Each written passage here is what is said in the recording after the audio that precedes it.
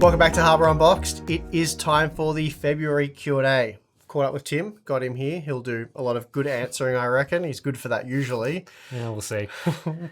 I probably shouldn't guarantee anything. But anyway, part one, February Q&A. I think we should probably get into it. But before we do, today's sponsor spot is brought to you by Thermal Grizzly and their new 12th gen CPU contact frame by DeBauer. It's well known that the integrated loading mechanism, or ILM, of the LJ1700 sockets bends 12th gen CPUs, leading to an uneven contact surface that reduces cooling performance.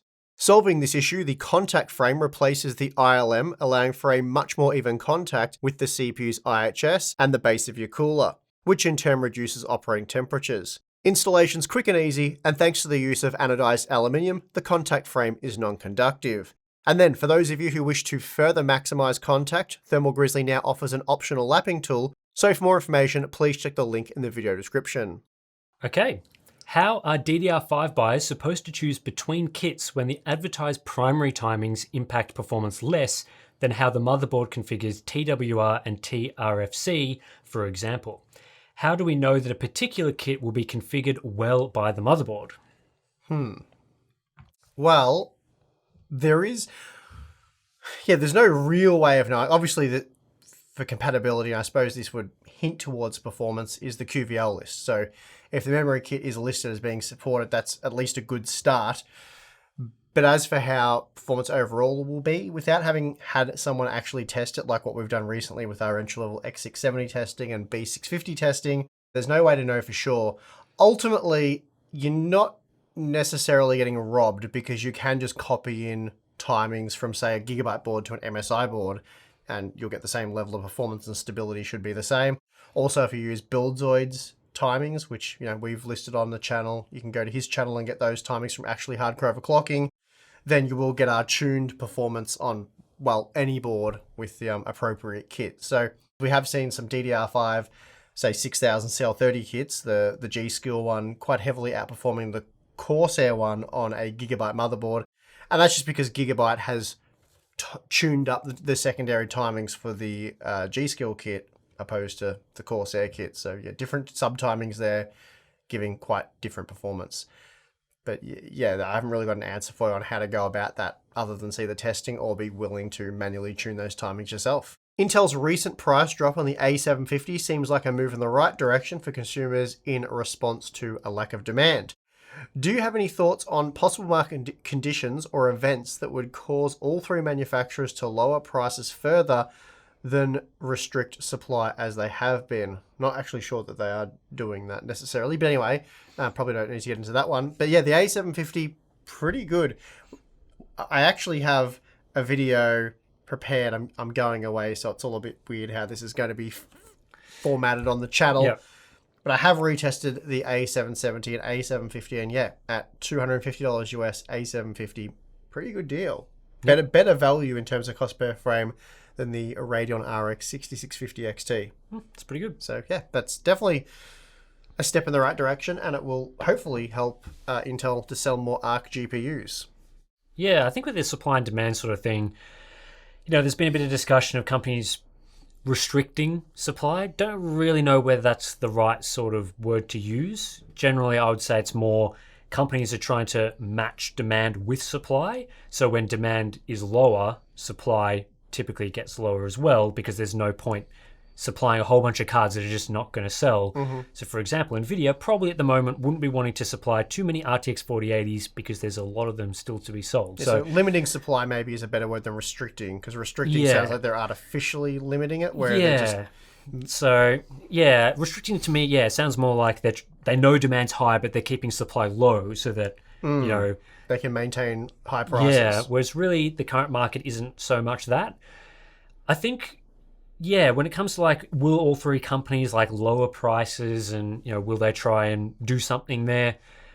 It really comes down to assessing the demand for those sorts of mid-range GPUs. If one company sees an opportunity to price something a little bit lower to have demand be that bit higher, get more cards sold, then you'd think that they might consider doing that. I think at the moment, especially in current economic conditions, demand for the cards that they have released so far, they're all $800, $1,000. Not everyone has that amount to spend, so naturally demand for those and supply would be pretty low. But maybe they'll be testing the waters and doing a few things to see, how many people want to spend $400 on a GPU these days? How many people want to spend $300? And hopefully we'll see some sort of a battle between the three companies.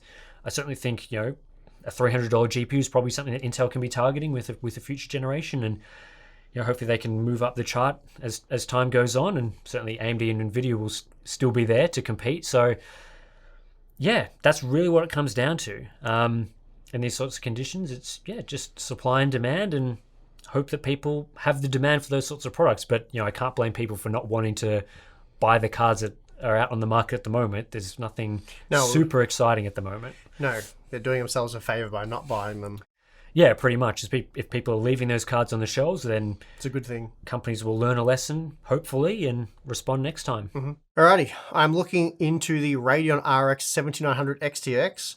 Would there be a performance difference between a card that uses two 8-pin power cables or one that uses three 8-pin power cables? Would the extra power from the extra cable make a difference? Difficult for me to say, given I haven't tested them or even really looked at board partner cards. I have quite a few of them. Plan to get to them in definitely next month at some point. For standard performance, I would say no, because the standard performance is meant to be the two 8-pin AMD reference card. It's a reference card, so name sort of implies all you need to know there. But yeah, overclocked cards, what are you getting standard there? Like 5% more performance. It's a small amount these days. It's whether it enables a higher manual overclock, which I'm not sure that it does that much. But again, I'm not super in the loop about this either. But yeah, if you're not planning on doing any manual overclocking, then it doesn't really matter whether you have, two 8-pins or three 8-pins. But yeah, it may make a difference for those higher overclocks, providing you get good silicon and a card that can go the distance. Understood that your CPU tests are done in a particular way for a very good reason. Steve made clear to all of us, don't you think it would be awesome to compare a set of CPUs with a set of high-end GPUs at high resolutions, 1440p and up, considering ultra-wide and format many people love, to see if it's rational and valuable to make an upgrade on a CPU side to get more from that resolution.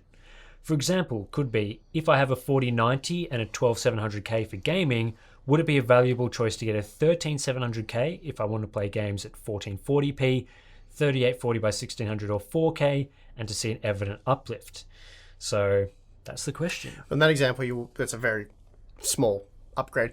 But look, I tried to explain this in that very video, so I do appreciate the question, because this is something that a lot of people still asked even after that video. Basically, it's, at least in my opinion, it's about frames per second. Again, this was all explained in detail from many different angles, but people seem to focus on resolutions. I play at this resolution, therefore I want to know the performance there. But even that's not terribly useful, because first of all, I don't know the quality settings you play with. I don't know the games you're playing. I don't know, how sensitive you are to stuff like input. Are you buying the CPU to pair with the GPU you have now, or would you like to pair that CPU with a future GPU? So do you plan on upgrading your computer? Do you plan on playing future games that will most certainly be more CPU demanding than the games you're playing now? So therefore, tailoring the review for your very specific use scenario in this very specific point in time is kind of useless and misleading. But all of that aside, the way I look at it is you requiring or seeking a certain frame rate, which I think everyone is, right? Yep. It's like if I said to you, you have to play single player games at 45 FPS, how happy would you be with that? So what FPS do you like to target for your single player games? Depends, but usually like ballpark at 60 to 80, 60, 80 to 90. Yeah. I think these days I'm sort of getting more into the higher refresh rate stuff with single players. I think like 90, 100. Yeah, so Tim 90, 100. I'm for single player games, that's sort of my minimum. Obviously for multiplayer games, I like to get closer to 200 FPS. I find that a lot better. But my point is, everyone has an FPS figure in mind. So really, regardless of the resolution you're playing at or targeting, you just want to make sure you can get your desired frame rate at that resolution. So again, it all comes back to the frame rate. So if we're seeing 80 FPS at 1080p, it doesn't really matter if it'll only do 40 FPS or whatever, because you'd be lowering the quality settings to facilitate a higher frame rate. So you want to make sure that the CPU can do that. So yeah, but anyway, this was all explained in that video. I think it's best to think about it, in a frame rate sense, since that's the performance metric we're measuring, rather than a resolution. Because regardless of whether you play at 1080p or 4K, if you want 90 FPS and your GPU can only do 40 FPS at 4K, you're either going to lower the resolution or lower the quality settings because you don't want to play at 40 FPS. Yeah. Make sense? Yeah, that's a good way of looking at it. So that's how I would focus on that. And for all the other reasons I mentioned in that video, it's misleading to GPU limit CPU performance while making CPU recommendations. That's not terribly helpful for anyone. And again, people generally upgrade their GPU more often than they upgrade their CPU. So it's not just about the here and now, it's about the future and all of that other stuff. Yeah, and I think this comes down to as well, a lot of people who look at reviews want to see the exact performance numbers that they'll be seeing in their gaming scenario. So for example, you look at a review, you'd be like, oh, I want to target this game, get this performance, which may be achievable in some reviews, but I think generally a better way of going about it is really looking at things like percentage differences, looking at what you have, what are you achieving in your game right now with the hardware that you have, and then figuring out how much faster an upgrade will be, because that will be much more widely applicable. Yes. So if you have two CPUs in the chart, maybe from us, or you're looking at across different reviews or whatever, you can sort of make a guide to sort of say, okay, well, the thing I've got now, the upgrade I'm looking at is 50% faster. So then that may give you that, if you're targeting 90 FPS and you're only getting 60 FPS now, then that 50% figure will probably get you right in that ballpark of the performance you're looking for. Whereas, yeah, it does feel like a lot of people, when we see a lot of comments about that want their specific setting resolution tested to see the exact numbers that they're getting, whereas a lot of the time, the percentage differences is a really good way of going about it. And to get a bit further into that specific example, so if you have a 12700K, are you getting enough frames per second in your game? Are you like, well, I want 60 FPS, I'm getting 60 FPS, so what will a new CPU do for me? It's like, well, in that instance, there's not much point upgrading, because if you're happy with 60 and the new CPU will get you to 70, there's really not much point in that.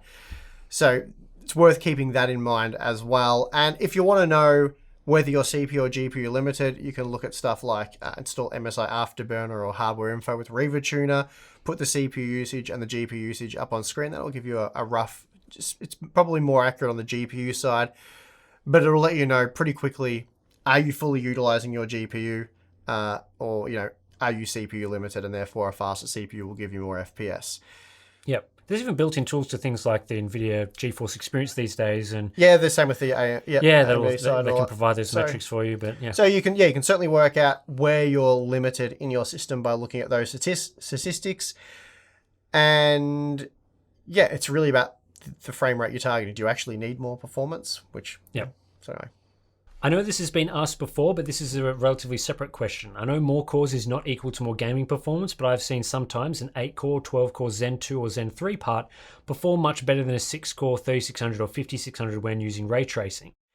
Do more cores matter now, or is it still the case that more single-core performance is preferable unless you have 6 cores? Does ray tracing allow processors to be doing these tasks parallelly?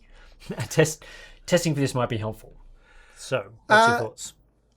Yeah, I think the same sort of answer applies. It's obviously about overall CPU performance. And if we're talking about CPUs of the same architecture, I mean, look, we know just from basic testing that a 5700X is faster than a 5600X. So 2 more cores there. It is generally faster, but the 5600X plays most games without any sort of frame stuttering issues or stuff like that. So it's gonna vary depending on the game you test. Ray tracing, we know, increases CPU load. Whether it improves utilization, as in terms of how many cores a CPU uses, I don't believe I've seen evidence of that. So it would probably just be a case that the cores are being utilized more heavily. So a CPU that maybe clocks a bit higher or has more L3 cache or something like that could perform better. Yeah, not sure. I'd have to look into that one. Not sure how that would necessarily help an 8-core or a 12-core processor over a 6-core, unless the 6-core was already being swamped. But then again, you'd have to utilize those other cores. So it's a tough one to answer, basically. You'd have to look into it. But yeah, it's about overall CPU performance, really. And obviously, if you have a CPU of the same architecture with more cores, then it does have more overall CPU performance. So if the game can use those cores, then yeah, it will result in better performance. I think it's probably the best sort of general answer I can give on that one. Would it be sensible for AIB manufacturers to make smaller versions of some of their cards, for example 4080? It seems the original large sizes were based on higher expected power consumption that didn't come to pass, leaving the market with many oversized cards. Do you think they might make smaller cards? If not, why? Is it that beneficial for AIBs to reduce the cooler designs, or to reuse the cooler designs, on multiple products? So I believe... Hang on a minute. I don't understand this question. What do you mean? That's a normal graphics card, isn't it? I think, yeah. I mean, let me just. Yeah, I think they've normally been like 2 to 3 hands in size. So I've usually measured them. Hang on, let me just check if we're going down the wrong path here, Tim. So that's a 4070 Ti, and let's get the 6700 XT. So that's the 6700 XT. Yes. Okay. Actually, that is smaller. It's a little smaller. It's hard to tell. Yeah. No, I think on camera you'll even be able to see that is smaller. Yeah, slightly smaller. This one, believe it or not, this is way lighter as well. Yeah, I mean that one looks slightly thinner to me. But hang on, let me just see it from the front again. I mean, the obvious difference is that one has 3 fans and the other has 2. Maybe that's creating an optical illusion. I think that could be it, actually. Yeah, for that card. I think once again Tim has solved the problem. So what was the question again? Should they make smaller cards because they seem to be designed for a TDP that wasn't really the eventual TDP of those products? Because there were rumors at one point that cards like a 4080 would be 400 watts, 450 watts. Mm-hmm. The actual figure, I believe, is 320 watts for the 4080. So do they need a refrigerator on top of them? Yeah, I mean, that card should surely be silent during operation, right? It's a 4070 Ti. Maybe the fan. I think the fans are just there sort of for aesthetics. I'm not sure they actually turn. Yeah. So they've probably removed the motors from them. Yeah, I mean they do. They do spin, but that could just be on. Could just be a decoration. Yeah, could be a decoration. So, yeah, a bit ridiculous. A lot of these graphics cards. Admittedly, not all of them are Aorus ridiculous, but yeah, they're pretty dumb. So 4090, makes sense for, I guess. But the 4080 certainly didn't need it, and the 4070 Ti, it's just hilarious. Yeah. I think the question had something about reusing the coolers. Yeah. Which I think there's a big part of that. I think also, well, they're not just reusing them, because every single cooler I've seen, it's been modified to make it more cost effective for obviously the cheaper price point and the more affordable GPU silicon. So it's not simply a copy and paste job where they're just pumping out thousands of these coolers and whacking them on all of the different models. So I don't think that's necessarily it. I think maybe it's just, what would you say? Like it's sort of a mind share thing, or I think it has to do with like the perception, the product creep that we've got, where products that used to be cheaper and the same sort of naming scheme used to be, you were spending less money on them, whereas these days, this is a 4070 Ti for $800. The Aorus model is going to be more than $800. Yeah. So you want an $800 GPU experience, which these days is this big card. That's also again with the perception, like it's sort of perceived as being a high-end premium product still. The 6700 XT, that was a $480 GPU, so you would expect it to be smaller, less cooling. Yeah. So I think that plays into a lot of it. So, yeah. That there's now more products above $800. They might even be slotting in something like a 4080 Ti in there in the future, 4090 Ti. With so many products, you want them to be these big, well-cooled. You want it to feel heavy and look big, like you've just spent a lot of money on it. Which previously this would have been, you would have thought, a $600 or $500 sort of GPU. So I think sort of perception with gamers, and I reckon you could probably put it under the heading of marketing.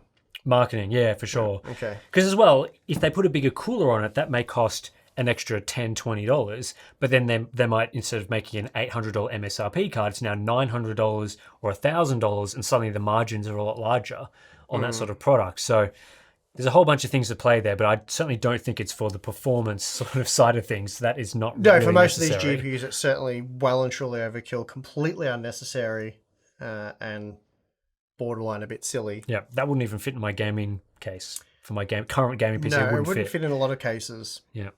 Since current gen consoles are based on AMD GPUs, and we all know AMD hardware is not very good at ray tracing, is this preventing game/engine developers from using more RT features? How far out are we from seeing fully path traced AAA games instead of just rasterization with some RT sprinkled on top? So, and yeah, they use what AMD APUs would probably be a better. Yeah, so I think they're based on like RDNA 2, but it's not quite the same. Like the architecture is slightly different there. But yeah, I mean, we're not talking about a very powerful ray tracing architecture in those consoles. Hasn't really stopped developers from at least trying to integrate ray tracing effects. And there are certainly games on console that have really nice looking ray tracing features. Games like Spider-Man. There was that Ratchet and Clank game for PS5 as well that has quite impressive ray tracing features given the constraints on those bits of hardware. I think the main limitation for why we haven't seen more ray tracing effects is that mid-range GPUs kind of suck these days. There has not been a big, I guess, innovation. It's been very stagnant. Performance has stayed within a certain range for quite some time now. And if you're making games where you're spending time on all these features, knowing that most people have mid-range hardware, things like, what is it, the GTX 1650 is super popular, which is a very slow GPU. Very slow. GTX 1060 has been popular for a long time. RTX, 2060, those sorts of cards tend to be where people buy most of the GPUs. And we're talking about games these days that, even with ray tracing effects off, are not running particularly amazingly on, especially something like an RTX 2060 these days is not the fastest card. Yeah, with slightly dialed down quality settings at 1080p, you're probably looking at like a 60 sort of FPS experience. Yeah, and that's without ray tracing at all. Yeah, certainly that would be the upper limit at 1440p. Yeah, so when you've got these mid-range GPUs that are forming the bulk of the market, most people do not have a 3080, which you'd sort of class as, even today, is getting a bit dicey with some ray tracing games, but in the past, we've sort of talked about that as sort of a good level of ray tracing performance, and then obviously above that, it gets even better. But those are expensive products. So game developers are not going to be focusing hugely on ray tracing effects, while the majority of their audience has GPUs that are just flat out running the standard rasterization effects. And that's without even thinking about fully path trace games, which seem like a significant way off, purely based on the lack of ray tracing performance for those mid-range GPUs. Now, if NVIDIA and AMD want to suddenly start producing good quality mid-range GPUs, which they haven't done as much of recently, then potentially that will change. Game developers will have those cards to target. They can start integrating features like that. And maybe that will even help NVIDIA and AMD sell their high-performing cards. Because if you had like an entry-level ray tracing setting that then you can dial up massively to run really well on a 4090, you'd think that might be able to sell a 4090 a bit better than current implementations where the same differences can be pretty limited. But yeah, I think it's the lack of $200, $300 GPUs with strong ray tracing performance that is currently holding it back. But we've seen a lot more games integrate ray tracing, so they're clearly heading in that direction still. No, they definitely are.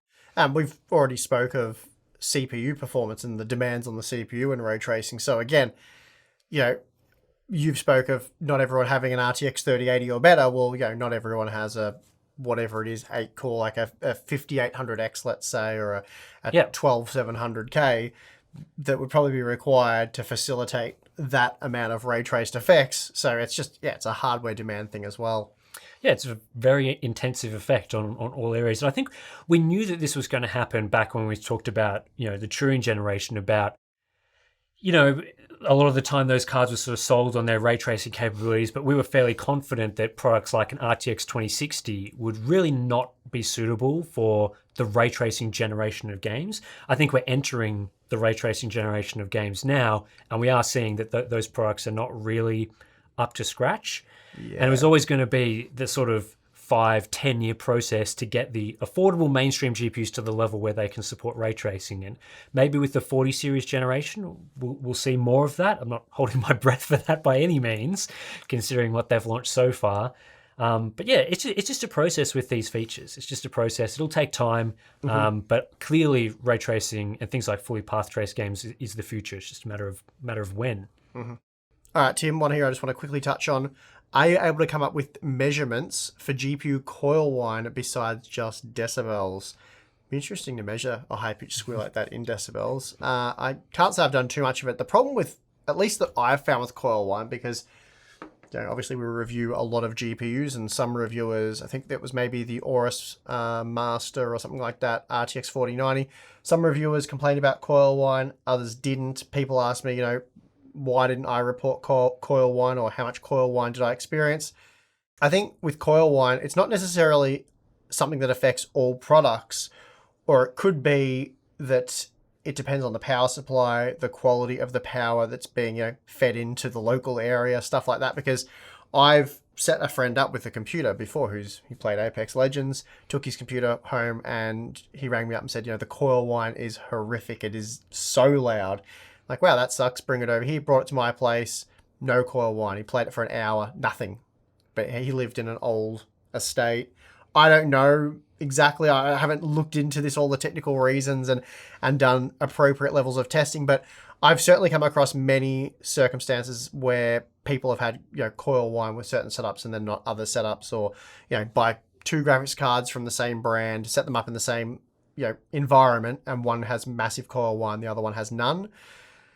So it's a tough one. It's really tough to make a unanimous decision on whether a product does or doesn't suffer from coil whine, because it could just be that it's perhaps more sensitive to coil whine, and therefore the environment you've configured it in, it's exposing that issue. But yeah, I honestly don't get much coil whine in my test lab, my environment. I hear and see, hear coil whine very rarely. And usually the only time I sort of hear the high-pitched sort of electrical sound is when we're pumping out, 600 frames per second in a menu or something like that. But yeah, and coming up with metrics for things like that, like sound annoyance issues, is like, what do you look at? Do you look at frequency? Do you look at volume and amplitude? And also, like, the different frequencies can vary a lot. Something that's consistent can often be less annoying than something that's pulsing, like coming in and out, or is really random. So, it could be loud and consistent and be not as annoying as something that's softer but pulsing every so often. So it's very difficult to quantify those sorts of things, in my opinion. It's definitely a problem, but yeah, sort of nailing it down where you can do some sort of reliable testing on it, I think, is just about mission impossible. All right, would Zen 4, so the Ryzen 7000 CPUs, benefit from running 4 sticks of RAM versus 2 sticks? So for those of you wondering what this question's all about, we did discover many moons ago now that dual rank memory can provide a pretty substantial uplift in gaming performance over single rank. So we saw that with, I think, Zen 2, Zen 3.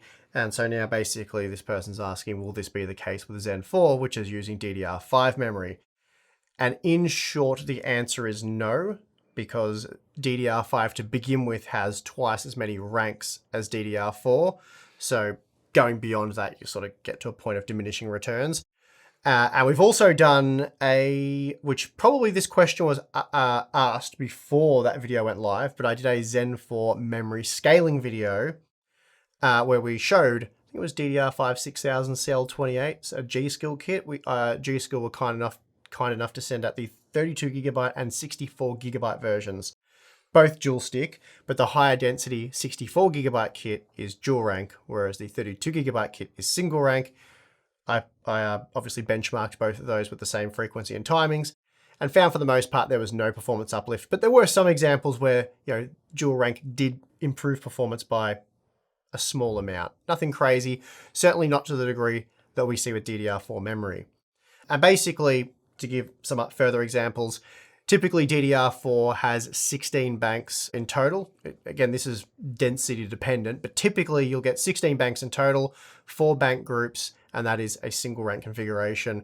And then if you add, 4 modules, so an extra 2 modules compared to what you'd normally see for dual channel memory. That would enable dual rank operation. Again, does vary depending on the density of the chips, but that is the most common configuration. And then for the 16 gigabyte or larger DDR5 modules, there are some 8 gigabyte density chips, which are configured similar to DDR4. But for the 16 gigabyte and larger DDR5 modules, they have 32 banks, and that's in 8 bank groups. So that's twice what you see with DDR4 memory, which I was mentioning earlier. And because you already start with 8 bank groups with single rank DDR5, which is the same as dual rank DDR4, going to dual rank DDR5, so 16 bank groups, the data bus is pretty well maxed out there with DDR5 memory. So yeah, hopefully that I might put some graphics or something up on screen to make that a little less confusing. But yes, short answer is no. All right, we're going to hit pause there on part 1 of the February Q&A. Part 2 coming up, probably a part 3 because we got, I think, 30-ish good questions to go over. So there's going to be probably an hour or so, hour and a half, maybe 2 hours worth of us doing this. What do we do again? The thing we do? Answering questions? Yeah, that's it. Yeah. Yeah. So yeah, we'll try and do a good job of that. Let us know how we went in the box thing where you type in below. And also there's a button where you can subscribe. Do that, and if you'd like to hear Tim and I waffle for more hours each month, then Floatplane Patreon will allow you to do just that. You can also do it in text form on our exclusive Discord server for members only, so you can be like, @Tim, why are your monitor reviews so good? And then he'll give you a long explanation as to why that is. We also get together live, which we're going to do in a few hours from now. If you say in a video that if you say @Tim, please explain why your monitor reviews are so good, am I now legally obligated to answer that question? I think so, yes. Okay. So maybe come up with a few different answers there for that to mix it up. But anyway, yeah, Discord, live streams, Q&As, and behind the scenes content. So there's some of the cool things you'll get if you subscribe to the Floatplane or Patreon. So anyway, thank you to listening to all of that 20% Club. We appreciate you. I'm your host, Steve. I'm your Tim. See you next time.